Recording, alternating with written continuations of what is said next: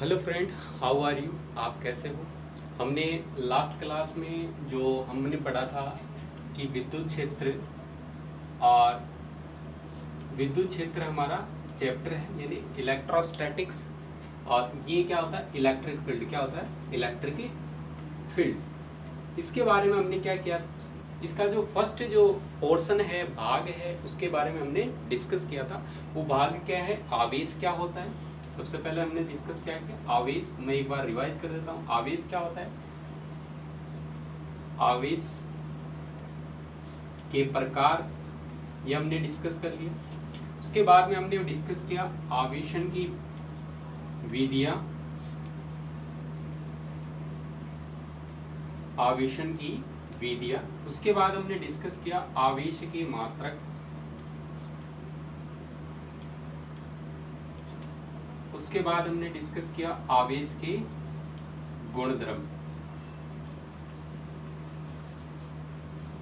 ठीक है दोस्तों, ये हमने पिछले लास्ट वीडियो में मैंने बताया आपको। इस जो लास्ट वीडियो है उसका जो लिंक है आपको नीचे कमेंट बॉक्स में मिल जाएगा, डिस्क्रिप्शन में मिल जाएगा। आप वहाँ से वापस इसको रिवाइंड करके देख सकते हो जिसने नहीं देखा है। तो दोस्तों ये हमने आवेश, आवेश को बोलते हैं इंग्लिश में चार्ज। क्या बोलते हैं, चार्ज। ये types of charge, types of charge. और ये जो होता है method of charging, method of charging, unit of charge, properties of charging, properties of charge. ये चीजें हमने डिस्कस की थी। अब आगे वाला जो टॉपिक है वो मैं डिस्कस करने जा रहा हूँ। तो भाग सेकंड की मैं बात करता हूँ। पहला जो चैप्टर है उसके सेकंड यानी कंसेप्ट जो है, अभी जो हमारा कंसेप्ट स्टार्ट होता है फिजिक्स का, ठीक है। तो आता है कूलाम का नियम। कूलाम का नियम इंग्लिश में बोलते हैं कूलाम्स लॉ। इंग्लिश में क्या बोलते हैं, कूलाम्स लॉ। ठीक है, इस तरीके से हम अब हमारा टॉपिक। तो कूलाम्स लॉ क्या होता है, देखो इसका कंसेप्ट क्या है कि कूलाम्स लॉ क्या है, दो स्थिर तथा बिंदुवत आवेशों के मध्य लगने वाला। जैसे मैंने दो स्थिर, ये दो स्थिर आवेश ले लिए, उनके मध्य लगने, जो स्मॉल आर डिस्टेंस दूरी पर स्थित है, उनके मध्य लगने वाले जो बल का मान किसने बताया था, कूलाम ने बताया था। और वही क्या कहलाता है, कूलाम का नियम कहलाता है। वो किस प्रकार से होता है हम डिस्कस करते हैं। देखो दो स्थिर तथा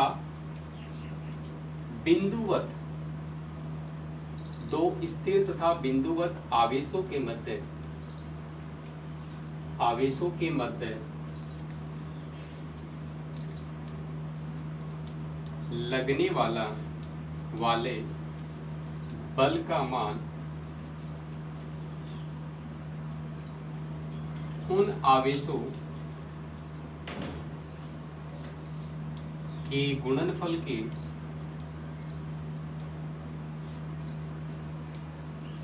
समानुपाती तथा उनके मध्य की दूरी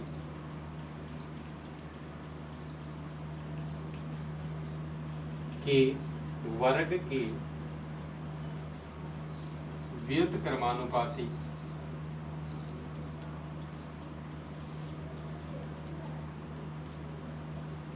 होता है। ठीक है, तो ये कूलाम का नियम है। तो इसमें कंसेप्ट क्या है, आवेश कैसे होनी चाहिए, स्थिर होनी चाहिए, और कैसे होनी चाहिए, बिंदुवत आवेश होनी चाहिए। बिंदुवत क्या होता है, ये पॉइंट चार्ज जो होता है, जिसे हम पॉइंट चार्ज बोलते हैं। तो ये हमारा कूलाम का नियम है। इंग्लिश में बात करता हूँ, if two charges, the force between two static and point charge are is proportional to the product of charge and inversely proportional to distance square of distance between them charges। ठीक है। तो ये हमारा English में, ठीक है। तो इस तरीके से हम इसको लिखते हैं। अब इसका हम मैथमेटिकली जो कैलकुलेशन है वो किस तरीके से आता है वो हम डिस्कस करते हैं। तो दोस्तों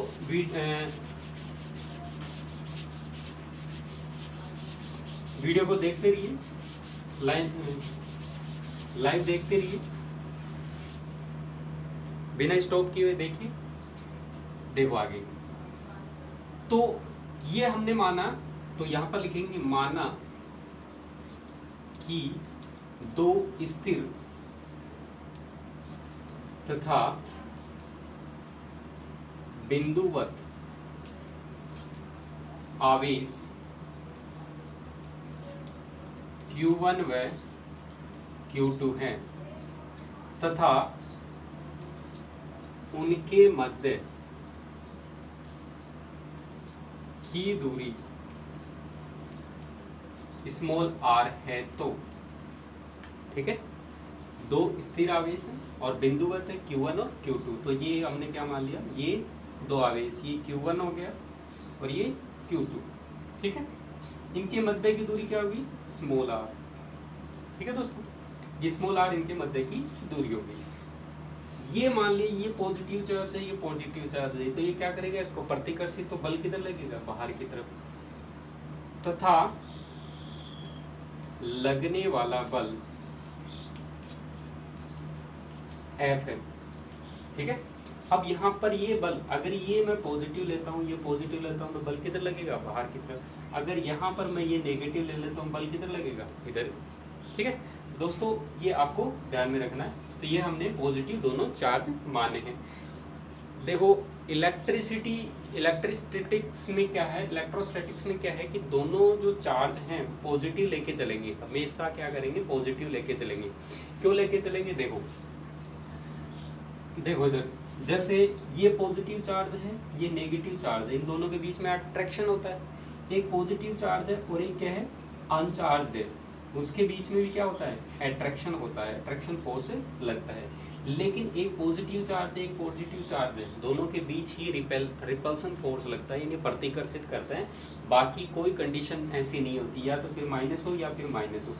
ये कंडीशन ही होती हैं जिसमें क्या होता है, ये प्रतिकर्षित करते हैं। तो प्रतिकर्षण के द्वारा ही हम क्या कर सकते हैं, इलेक्ट्रोस्टैटिक्स को समझा सकते हैं, इलेक्ट्रिसिटी को समझा सकते हैं कि उसके अंदर इलेक्ट्रिसिटी यानी विद्युत उत्पन्न हो रही है, ठीक है।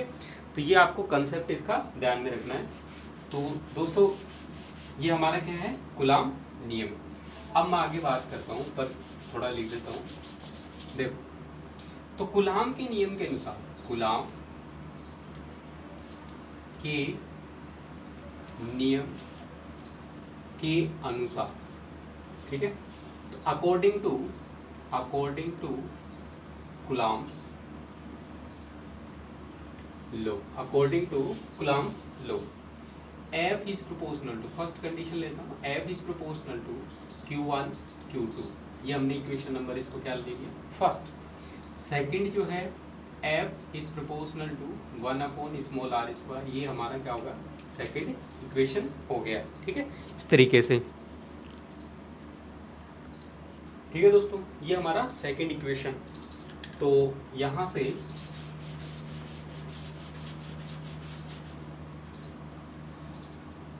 समीकरण 1 तथा 2 से इक्वेशन फर्स्ट एंड सेकंड से, इंग्लिश में अगर मैं बात करूँ तो इक्वेशन बोलते हैं समीकरण को। तो यहाँ से क्या आ जाएगा, F is proportional to Q1 Q2/r², ठीक है। यहाँ से कंसेप्ट हमारा आ गया। तो अगर इसका प्रोपोर्शनल हटाते हैं, प्रोपोर्शनल चिन्ह हटाता हूँ, तो यहाँ पर क्या आता है कि Q1 Q2/r²। ये हमारे पास लास्ट फाइनल फॉर्मूला आ गया कूलाम फोर्स का। अब यहाँ पर फोर्स एट्रैक्टिव फोर्स भी हो सकता है, यानी प्रतिकर्षण वाला फोर्स भी हो सकता है, आकर्षण वाला फोर्स भी हो सकता है, बल हो सकता है, ठीक है। तो यहाँ पर ये बल का फॉर्मूला आ गया K Q1 Q2/r²। अगर मैं यहाँ पर देखूँ तो K क्या है, K को हमने क्या मान लिया, प्रोपोर्शनल समानुपातिक नियतांक, समानुपातिक स्थिरांक है। क्या है? समानुपातिक स्थिरांक, प्रोपोर्शनल कांस्टेंट, प्रोपोर्शनल कांस्टेंट होता है। ठीक है, तो के ये होता है। आगे मैं डिस्कस करता हूं। आगे मैं बात करूं तो के जो है, के की जो वैल्यू होती है 1/4 पाई एप्सिलॉन नॉट। के की वैल्यू क्या होती है? 1/4 पाई एप्सिलॉन नॉट। यहाँ पर के क्या होता है? निर्वात की epsilon not, sorry epsilon not क्या होता है? निर्वात की विद्युतशीलता, विद्युतशीलता।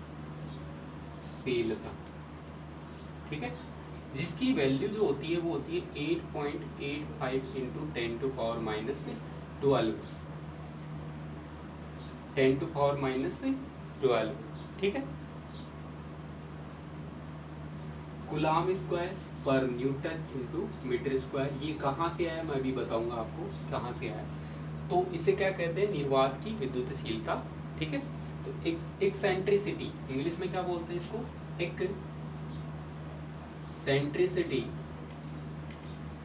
Eccentricity of vacuum. Eccentricity of vacuum क्या बोलते हैं? इसको बोलते हैं। तो ये वैल्यू हमारे पास आ गई।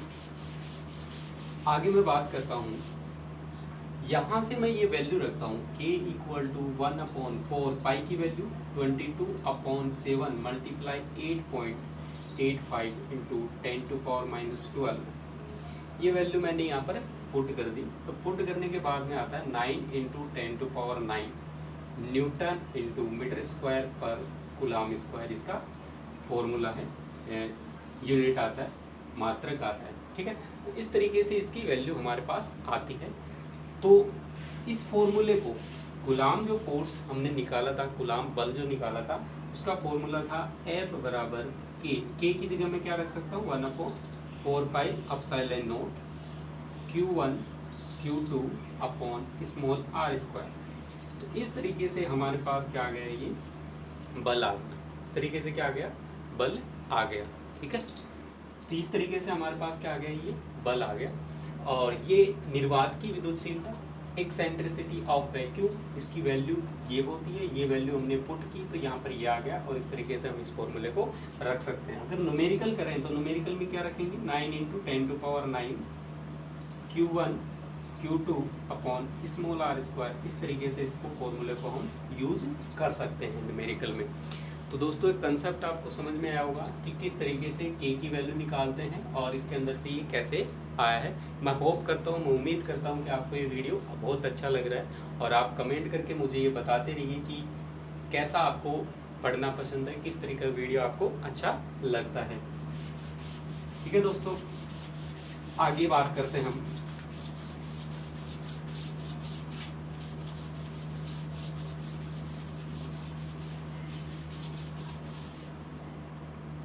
आगे हम बात करते हैं फॉर मीडियम, माध्यम के लिए, माध्यम के लिए, माध्यम के लिए बात करते हैं। तो एफ एम से मान लो इसको हमने डिनोट कर दिया। तो वहां पर 1/4 पाई एप्सिलॉन आएगा। क्या आएगा? एप्सिलॉन। एम से इसको डिनोट कर देता हूं मैं Q1 Q2 upon small r square. ठीक है, ये क्या होता है? देखो एप्सिलॉन एम आया। एप्सिलॉन एम क्या होता है? माध्यम की, माध्यम की विद्युतशीलता, माध्यम की विद्युतशीलता, eccentricity of medium, eccentricity of medium. अब इसकी वैल्यू क्या होती है? तो इसकी वैल्यू अलग अलग मीडियम के लिए, अलग अलग माध्यम के लिए अलग अलग होती है। ठीक है, पानी के लिए जैसे वाटर की बात करूं तो वाटर के लिए जो वैल्यू होती है वो इसकी 80 होती है। अगर मैं कंडक्टर यानी चालक की बात करूं, इसकी चालक की बात करूं तो ये कितनी होती है? इन्फिनिटी होती है। ठीक है, तो इस तरीके से हमारे पास ये वैल्यू आती है। अलग अलग मीडियम के लिए इसकी अलग अलग वैल्यू आती है। तो दोस्तों ये हमारा कूलाम का नियम हो गया। इस पे बहुत सारे क्या होते हैं कंपटीशन में न्यूमेरिकल्स आते हैं, बहुत सारे कंपटीशन के अंदर न्यूमेरिकल्स आते हैं। तो ये कंसेप्ट हमें ध्यान में रखना है कूलाम्स फोर्स का।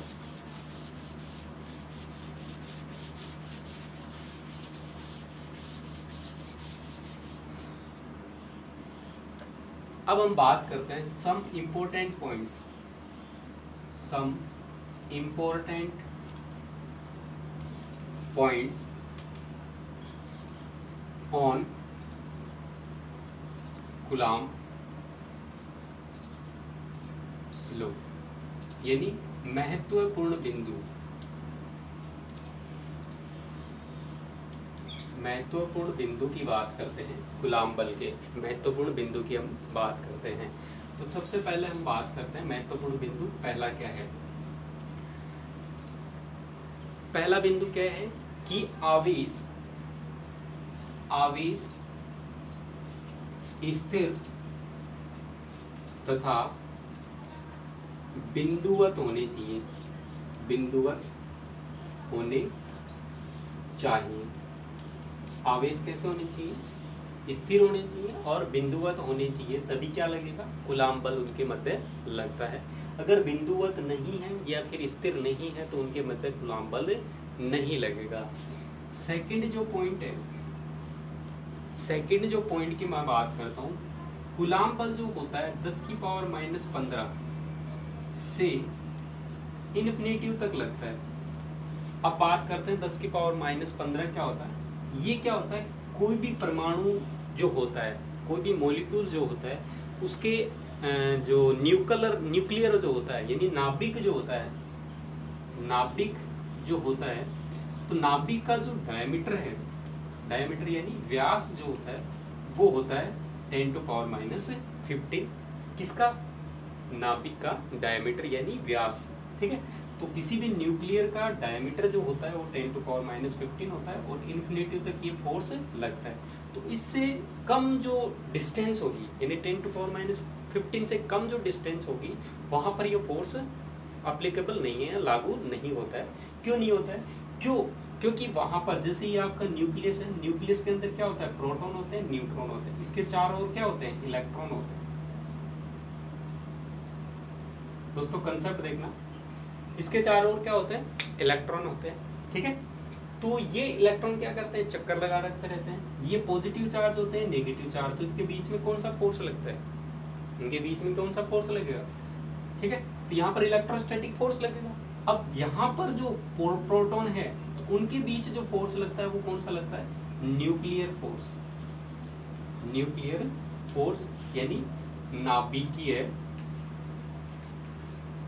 बल, नाभिकीय बल।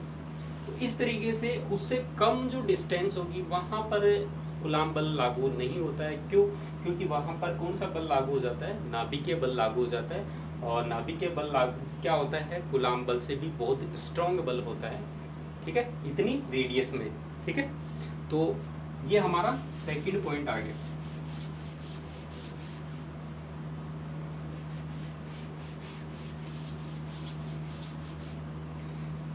तीसरे पॉइंट की मैं बात करता हूँ। तीसरा पॉइंट क्या है, तीसरा पॉइंट ये है माध्यम, माध्यम जो यानी मीडियम है, मीडियम को हम परिवर्तित करेंगे।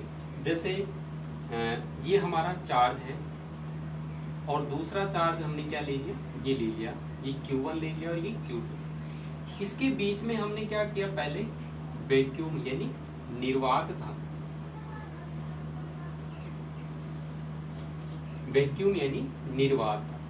लेकिन थोड़ी देर बाद में हमने क्या किया, निर्वात को हटा के यहाँ से क्या कर दिया, कांच की प्लेट रख दी बीच में। क्या रख दी, कांच की प्लेट, कांच की प्लेट रख दी। अब कांच की प्लेट रखने के बाद में क्या होगा, इसका जो फोर्स का वैल्यू है वो क्या होगा, परिवर्तित हो जाएगा। तो माध्यम से क्या होता है, बल का मान परिवर्तित होता है। माध्यम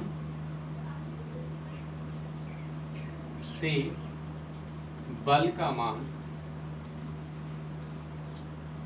परिवर्तित होता है। ठीक है, माध्यम से बल का मान परिवर्तित होता है। नंबर 4, यह आकर्षण व प्रतिकर्षण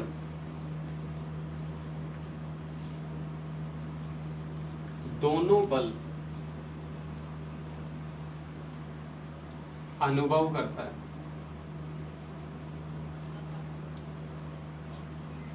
ठीक है दोस्तों, मैं उम्मीद करता हूं ये समझ में आ रहा है आपको।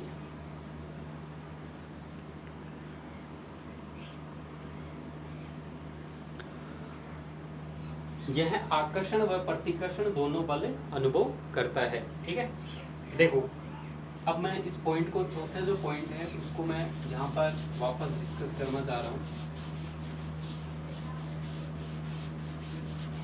देखो कैसे, ये हमारा आवेश है Q1 और दूसरा आवेश क्या है Q2।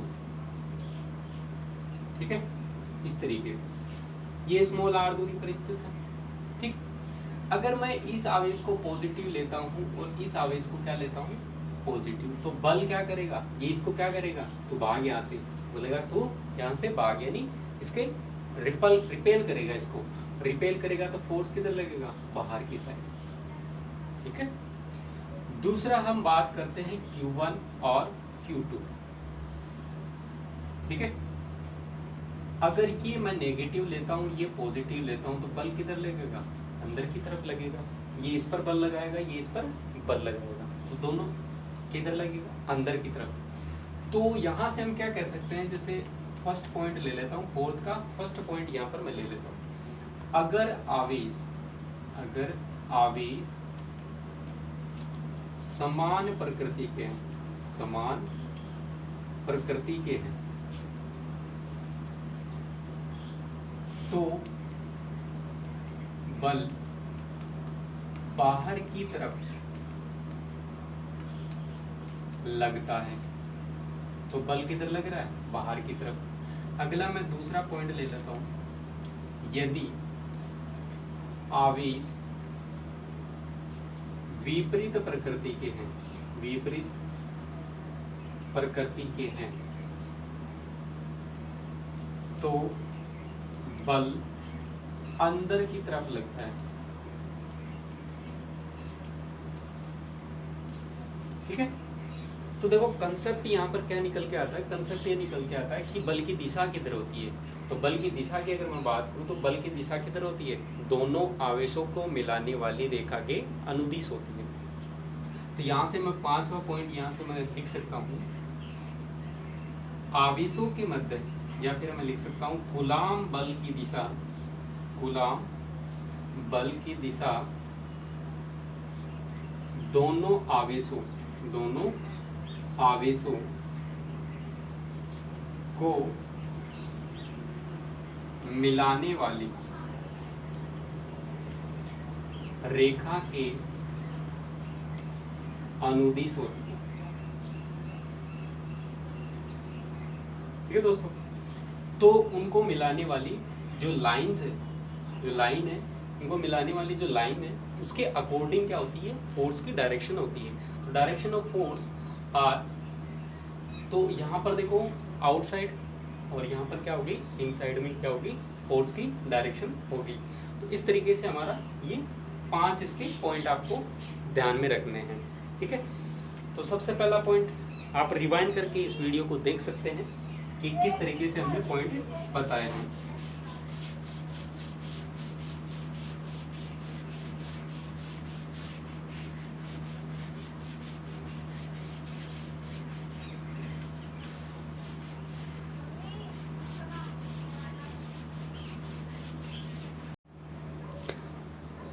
तो दोस्तों आगे हम पढ़ते हैं डाइलेक्ट्रिक कांस्टेंट, डाइलेक्ट्रिक कांस्टेंट,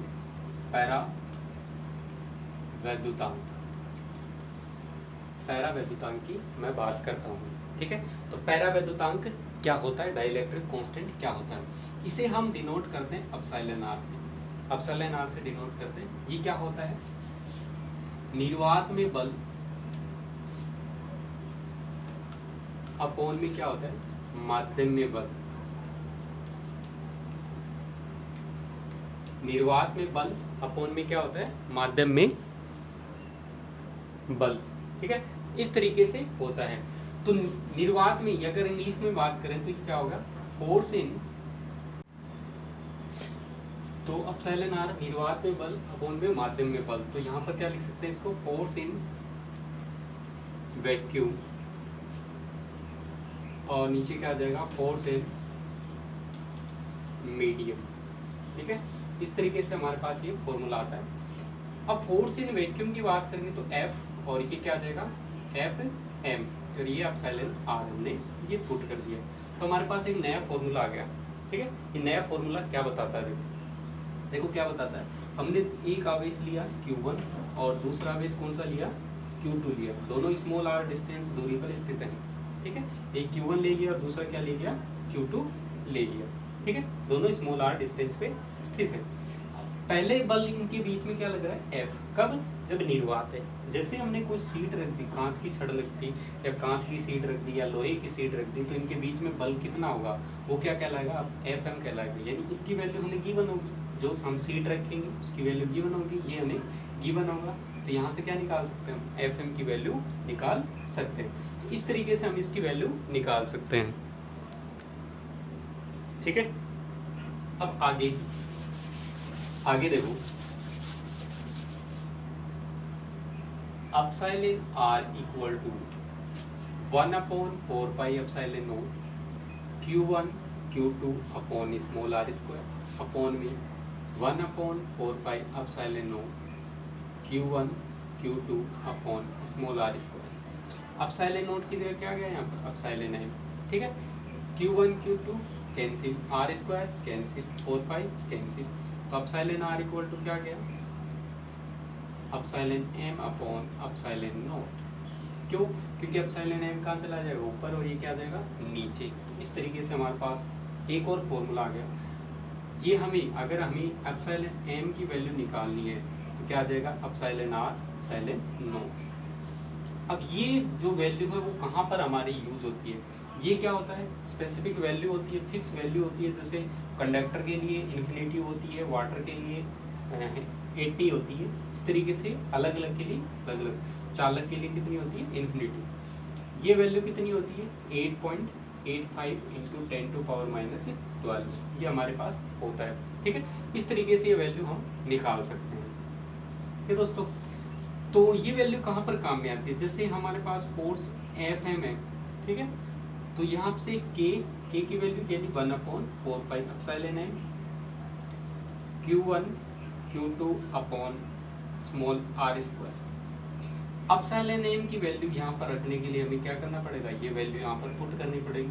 तो क्या आ गया, 1/4 pi epsilon r epsilon naught Q1 Q2 upon small r square. तो इस तरीके से हमारे पास FM की वैल्यू आती है। ठीक है दोस्तों, इस तरीके से क्या आती है, FM की वैल्यू हमारे पास आती है। तो ये FM क्या हो गया, फोर्स इन मीडियम हो गया। ठीक है दोस्तों, आगे हम बात करते हैं। तो ये हमारे पास क्या आ गया, परावर्तकांक यानी डाइलेक्ट्रिक कांस्टेंट आ गया। डाइलेक्ट्रिक कांस्टेंट की वैल्यू हमने फाइंड आउट कर दी। अब एक चीज मैं बात करता हूँ, एक पॉइंट नोट लगा के पॉइंट की बात करता हूँ। ठीक है, पहला पॉइंट की बात करते हैं। तो पहला पॉइंट क्या है कि माध्यम में कूलाम बल का मान निर्वात में कूलाम बल के मान से क्या होता है, हमेशा कम होता है। क्या होता है, हमेशा कम होता है। ठीक है, तो इसको देखते हैं। तो मैंने क्या बोला है कि माध्यम में कूलाम बल का मान, कंसेप्ट को समझना दोस्तों, कूलाम बल का मान निर्वात में कूलाम बल से कम होता है। निर्वात में कूलाम बल से क्या होता है, कम होता है। ठीक है, अब देखते हैं इसको कैसे होता है। तो हमने इसको इंग्लिश में अगर देखें कि the force in medium is less than the force in vacuum, तो यहाँ पर लिख सकते हैं फोर्स, तो the force in medium is less than force in vacuum. ठीक है, तो वैक्यूम में जो फोर्स होता है वो मीडियम के फोर्स से क्या होता है, ज्यादा होता है। तो यहाँ से Fm की वैल्यू निकालते हैं, F से क्या होगा, कम होता है हमेशा। ठीक है, तो इसको देखते हैं किस प्रकार से आता है। तो सबसे पहले हमने लिखा कि फोर्स यानी Fm, फोर्स इन मीडियम, तो फॉर्मूला क्या होगा 1/4 pi epsilon m Q1 Q2 upon small r square. इस तरीके से आ गया। इसी प्रकार से इसको इक्वेशन नंबर फर्स्ट दे देते हैं, force in vacuum 1/4 pi epsilon Q1 Q2 upon small r square, समीकरण नंबर 2। ठीक है, तो यहाँ से इस फॉर्मूले को वापस लेते हैं, क्योंकि यहाँ पर हम जानते हैं कि एप्सिलॉन m जो होता है, एप्सिलॉन m की वैल्यू यहाँ पर पुट करता है, तो 1/4 pi epsilon note epsilon r Q1 Q2 upon small r square. ये क्या आ गया हमारे पास, Fm की वैल्यू आ गई। ठीक है, इसको समीकरण नंबर हमने 3 दे दिया। ठीक है, तो समीकरण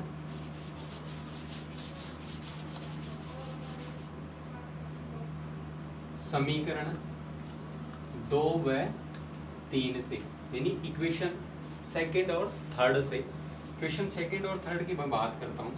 तो यहाँ से मैंने लिखा Fm अपॉन F, ये वैल्यू रख दी। ठीक है, तो इनका निकाला फॉर्मूला, तो क्या आ जाएगा यहाँ से 1/4 pi epsilon note epsilon r Q1 Q2 upon small r square upon 1/4 pi epsilon note Q1 Q2 upon small r square. ठीक है, 4 पाई से 4 पाई, एप्सिलॉन नोट से एप्सिलॉन नोट कट गया, यहाँ से ये कैंसिल हो गया और ये कैंसिल हो गया। ठीक है, तो यहाँ से देखो Fm upon F equal to one by epsilon r। ठीक है, ये आ गया। देखो अब आगे, तो यहाँ से देखो इस फोर्स की मैं बात करूँ तो F को क्या लिख सकते हैं, F को लिख सकते हैं Fm मल्टीप्लाई एप्सिलॉन r, ये हम लिख सकते हैं। ये हमारे पास पहले भी आ चुका है कि एप्सिलॉन r जो होता है वो क्या होता है, F अपॉन Fm की रेशियो होता है। तो इस तरीके से हमारे पास ये फोर्स आ गया। ये क्या है, वैक्यूम में फोर्स यानी निर्वात में बल, और ये क्या है, माध्यम में बल। तो माध्यम के बल से क्या होता है, निर्वात का बल अधिक ही होता है। ठीक है, तो ये हमारा क्या था, नोट में हमने 1 पॉइंट देखा था। दूसरा हम बात करते हैं आगे,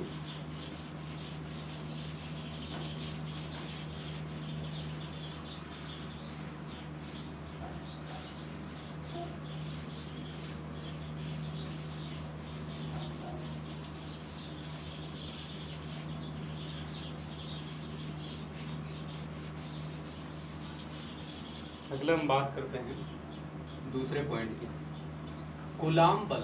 क्या है, कूलाम बल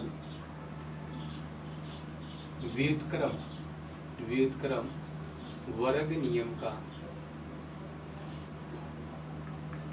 पालन करता है। किसका पालन करता है, व्युत्क्रम वर्ग नियम का पालन करता है। व्युत्क्रम वर्ग नियम का पालन क्या करता है, F इज प्रोपोर्शनल टू क्या होता है, 1/स्मॉल r स्क्वायर। फॉर्मूले में है कि नहीं है, तो इसके प्रोपोर्शनल, इन्वर्सली प्रोपोर्शनल, तो यही क्या है, व्युत्क्रम वर्ग नियम कहलाता है। इसी प्रकार से हमसे गुरुत्वाकर्षण की बात करूंगा, इसकी गुरुत्वाकर्षण की मैं बात करूँ तो गुरुत्वाकर्षण में भी क्या होता है, F equal to G m1 m2 upon small r square. तो यहाँ पर भी क्या है, स्मॉल r स्क्वायर के इन्वर्सली प्रोपोर्शनल है, तो यहाँ पर भी क्या होगा, ये व्युत्क्रम वर्ग के नियम का पालन करता है। ठीक है, तो ये हमारा दूसरा पॉइंट हो गया। अब मैंने कुछ दोस्तों पहले बोला था कि एक k की जो वैल्यू आई थी, k की वैल्यू जो आई थी 9 × 10⁹, मैंने सीधा लिख दिया था Newton into metre square per coulomb square, सीधा इसका यूनिट लिख दिया था। तो ये यूनिट कहाँ से आया, आपने 11th क्लास में पढ़ा होगा यूनिट जो चैप्टर आता है उसमें आपने डिस्कस किया होगा। आज फिर से हम डिस्कस कर रहे हैं कि कहाँ से आया है यूनिट। तो देखो यूनिट कहाँ से आया, देखो इधर हमारे पास फॉर्मूला था F बराबर K Q1 Q2 upon small r square. यहाँ से K बराबर क्या आएगा, F small r square upon Q1 Q2। ठीक है, F का जो यूनिट होता है वो न्यूटन होता है, R यानी डिस्टेंस है, डिस्टेंस होती है मीटर, तो मीटर का स्क्वायर, और ये क्या होता है गुलाम इंटू गुलाम यानी गुलाम का स्क्वायर हो गया। ठीक है, इस तरीके से हमारे पास ये इसकी यूनिट आ गई। ठीक है दोस्तों, आगे हमने एप्सिलॉन नोट की यूनिट लिखी थी।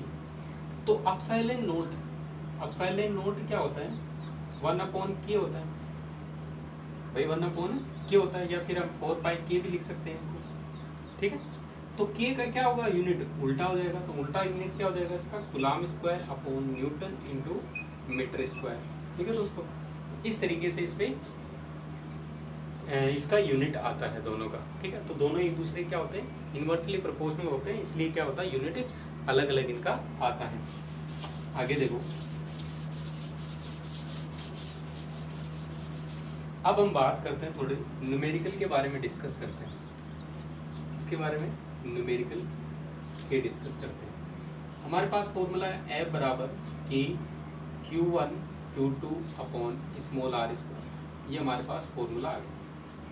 इस पे क्या होता है कि बहुत सारे टाइप के न्यूमेरिकल बनते हैं और कंपटीशन में बहुत सारे टाइप के न्यूमेरिकल इस पे आते हैं। तो मैं कुछ टाइप्स के बारे में आपको बता देता हूँ। जैसे पहला टाइप का न्यूमेरिकल हम बात करते हैं, टाइप फर्स्ट की मैं बात करता हूँ। तो टाइप फर्स्ट न्यूमेरिकल कैसे बनेगा, इसको देखना, कंसेप्ट को देखना। यहाँ पर हमें Q1 की वैल्यू दे दे, Q2 की वैल्यू दे दे, R की वैल्यू दे दे, तो हम क्या निकाल सकते हैं, F की वैल्यू निकाल सकते हैं। ठीक है, जैसे इफ यदि Q1 बराबर Q2 बराबर 5 micro coulomb, R equal to 3 metre, R equal to क्या दे दिया हमें, 3 मीटर, दोनों के बीच की डिस्टेंस क्या है, 3 मीटर। तो हम क्या निकालेंगे, तो फाइंड फोर्स। ठीक है, तो फाइंड फोर्स। तो इस टाइप का न्यूमेरिकल हमारे पास आ सकता है। तो दोस्तों यहाँ पर दिया हुआ है कि